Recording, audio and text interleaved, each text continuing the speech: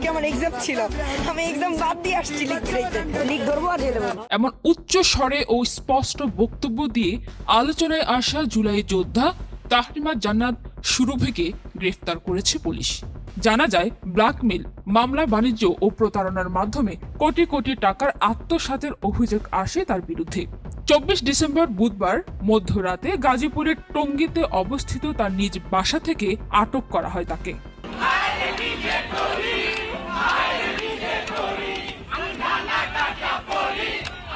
সম্প্রতি গুলশানের এক ব্যবসায়ীর কাছে জুলাই আন্দোলনের মামলার ভয় দেখিয়ে প্রায় 2.5 কোটি টাকা হাতিয়ে নেয় এক সংঘবদ্ধ প্রতারক চক্র।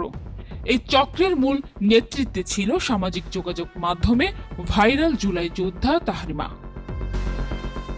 প্রতারণার মূল হোতা তাহরিমা জান্নাত সুরভি গাজীপুরের ভাওয়াল বদরে আলম সরকারি কলেজের শিক্ষার্থী। সহজে কান্না করার মতো মেয়ে না আমি, কোনো বিষয় নেই কখনো এত বেশি হার্ড না হলে কখনো কান্না করি না। আমাদের বাংলাদেশের প্রশাসনটা এত পরিমাণের বাজে, এত পরিমাণের খারাপ, এই বিষয়ে আমার আর কিছু বলার নেই ভাই। পুলিশের তদন্তে উঠে এসেছে এই চক্রটি ইতিমধ্যে প্রায় 50 কোটি টাকা ব্ল্যাকমেইল ও চাঁদাবাজির মাধ্যমে বিভিন্ন ভুক্তভোগীর কাছ থেকে হাতিয়ে নিয়েছে।